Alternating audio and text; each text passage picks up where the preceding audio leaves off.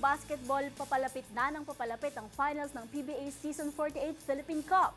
At ang ating matutunghayan, tapatang defending champions at Philippine Cup Finals newbies. Susubukan ng Meralco Bolts na makuha sa San Miguel Beermen ang titulo para sa All-Filipino Conference. Ang buong detalye tutukan sa report na ito. Sa mahabang serye ng PBA Season 48 Philippine Cup, dalawang team na lang ang naglalaban para sa titulo. Tapatang champion San Miguel Beermen at Meralco Bolts ang matutunghayan natin sa Best of 7 Final Series bukas June 5. Matatandaang sa nakalipas na isang dekada, pinagharian ng Beermen ang 6 sa 8 All-Filipino Conference title sa pangungunayan ni Junmar Fajardo, Chris Ross at Marshall Lassiter. At susubukan pang ipagpatuloy ng defending champions ang kanilang impressive run matapos masweep ang rain or shine sa Best of 7 semifinals. We did a lot of scrimmages and a lot of talking to what to do in case Ginebra or if Meralco wins. So we were kind of okay in this 11-day break.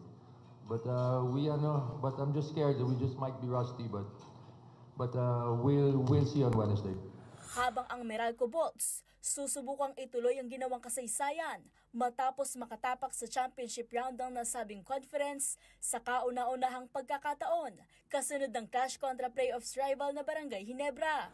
We have a lot of respect, like I said, para sa organization ng San Miguel. A lot of classy guys over there, led by Junmar.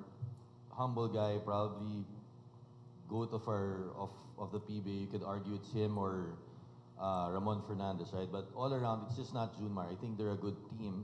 We know that, we respect that, but at the same time, we believe in our guys. Coach Nenad keeps on preaching that. I personally believe that we have enough. It's not going to be easy. We've been practicing hard through a lot of the past few months, different tournaments where we always get everybody ready to play, and it's evident. If you look at us, it's just not Raymond and Brandon.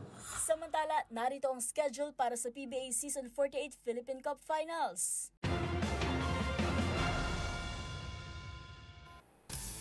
Sa aking pagbabalik, alas Pilipinas men, bigo sa laban kontra Bahrain.